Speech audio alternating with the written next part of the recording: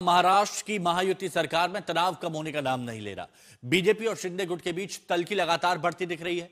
शिवसेना के विधायक नीलेश राणे के कैश फॉर वोट आरोपों के बाद महाराष्ट्र बीजेपी अध्यक्ष रविंद्र चव्हाण ने संकेत दिए हैं कि 2 दिसंबर तक गठबंधन संभाल कर रखना है। उसके बाद वो सभी आरोपों का जवाब देंगे।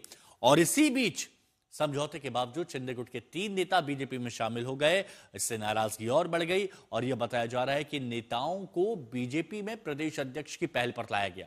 हालांकि मुख्यमंत्री एकनाथ शिंदे का कहना है कि गठबंधन, उप मुख्यमंत्री एकनाथ शिंदे का यहां पर कहना है कि गठबंधन बाला साहेब ठाकरे और अटल बिहारी वाजपेयी के आदर्शों पर आगे भी जारी रहेगा।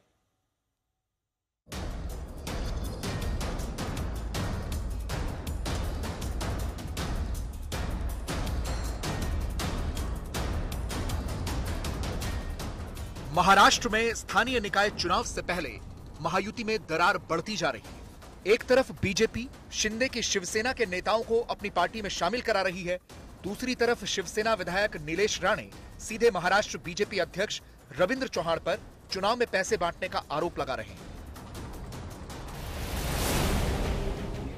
दरअसल सिंधुदुर्ग में शिंदे गुट के शिवसेना विधायक नीलेश राणे ने दावा किया था कि मालवण के बीजेपी कार्यकर्ता विजय केनावाडेकर के घर से 25 लाख रुपए बरामद हुए और उन्होंने इसका इंस्टाग्राम पर लाइव स्टिंग ऑपरेशन भी किया था। कुछ दिन पहले बीजेपी और शिवसेना के बीच एक एग्रीमेंट हुआ था जिसके तहत दोनों पार्टियां एक दूसरे के नेताओं को अपनी पार्टी में शामिल नहीं करेंगी। लेकिन शिवसेना का आरोप है कि बीजेपी इस एग्रीमेंट का लगातार उल्लंघन करते हुए अलग अलग जिलों में उनके नेताओं को तोड़कर अपनी पार्टी की सदस्यता दे रही है। इन दल बदलुओं में संभाजी नगर के 2 और अंबरनाथ का एक नेता शामिल है, जिससे बीजेपी शिवसेना के बीच स्थानीय स्तर पर टकराव बढ़ गया है।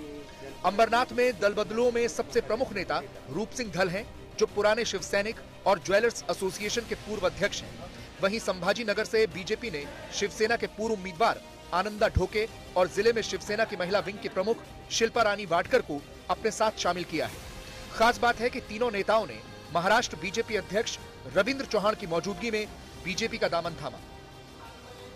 शिवसेना नेताओं को तोड़ने के आरोप में रविंद्र चव्हाण शिंदे गुट के निशाने पर हैं।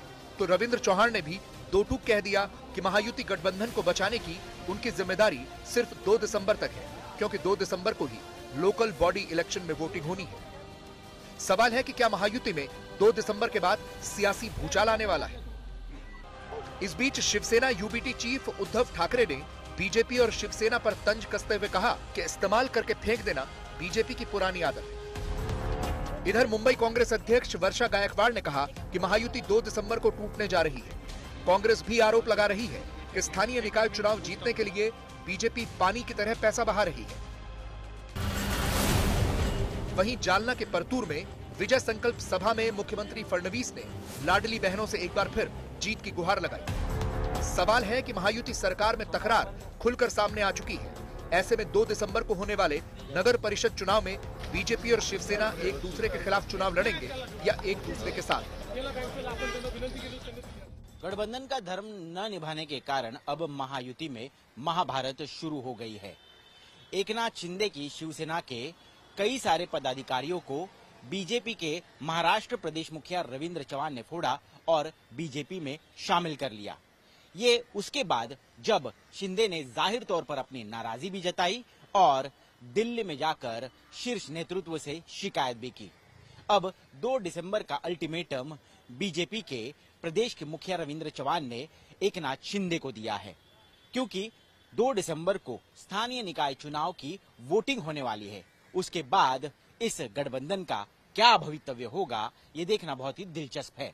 कैमरा पर्सन सचिन सावंत के साथ मैं ऋत्विक भालेकर, मुंबई, आज तक।